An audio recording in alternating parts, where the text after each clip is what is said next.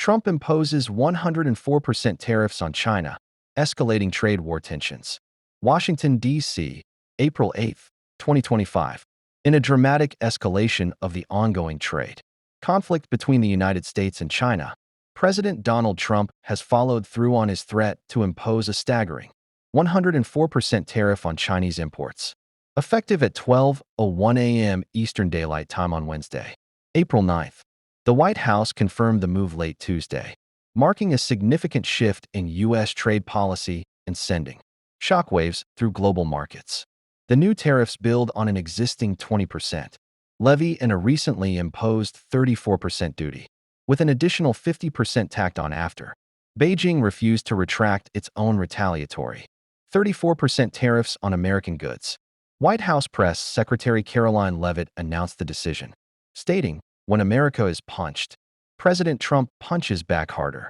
That's why there will be 104% tariffs going into effect on China tonight at midnight." Spoke to the president about this, and he believes that China wants to make a deal with the United States. He believes China has to make a deal with the United States. It was a mistake for China to retaliate. The president, when America is punched, he punches back harder. That's why there will be 104% tariffs going into effect on China tonight at midnight. But the president believes that she and China want to make a deal. They just don't know how to get that started. And the president also wanted me to tell all of you that if China reaches out to make a deal, he'll be incredibly gracious, but he's going to do what's best for the American people. So China has to call first?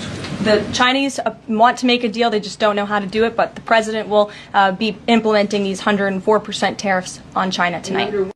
The move comes after Trump issued an ultimatum on Monday via Truth Social, warning that failure by China to withdraw its retaliatory measures by Tuesday noon would trigger the additional tariffs. China's Commerce Ministry responded defiantly, vowing to fight to the end and labeling the U.S. actions as unilateral bullying.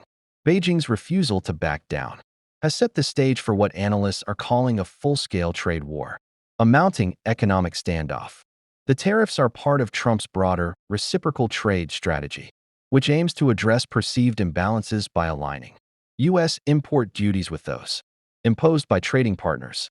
China, the U.S.'s second-largest source of imports, shipped $439 billion worth of goods to the U.S. in 2024, while the U.S. exported just $144 billion to China, creating a trade deficit of $295 billion.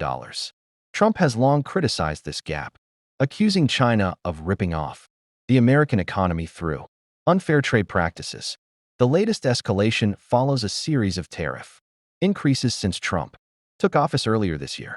In February, he imposed a 10% tariff on all Chinese goods, citing national security concerns over illegal immigration and fentanyl trafficking. Last month, he doubled that rate, and the new 104% levy now nearly doubles the cost of Chinese imports in a matter of months. Treasury Secretary Scott Bessent defended the policy, calling China's retaliation a big mistake and expressing confidence that the tariffs would force major trading partners to negotiate. "I think you're going to see some very large countries with large trade deficits come forward very quickly," Bessent told CNBC. "If they come to the table with solid proposals, we can end up with some good deals." Global markets reel. The announcement triggered immediate volatility in financial markets. Wall Street closed lower on Tuesday after a day of turbulent trading, with the Dow Jones Industrial Average dropping as investors braced for the economic fallout. Oil prices also fell, with Brent crude dipping below $63 a barrel, amid recession fears exacerbated by the U.S.-China trade rift. Businesses reliant on Chinese manufacturing, such as Apple and Tesla, now face significant challenges. Economists warn that the tariffs will likely raise costs for American consumers as companies pass on the increased expenses.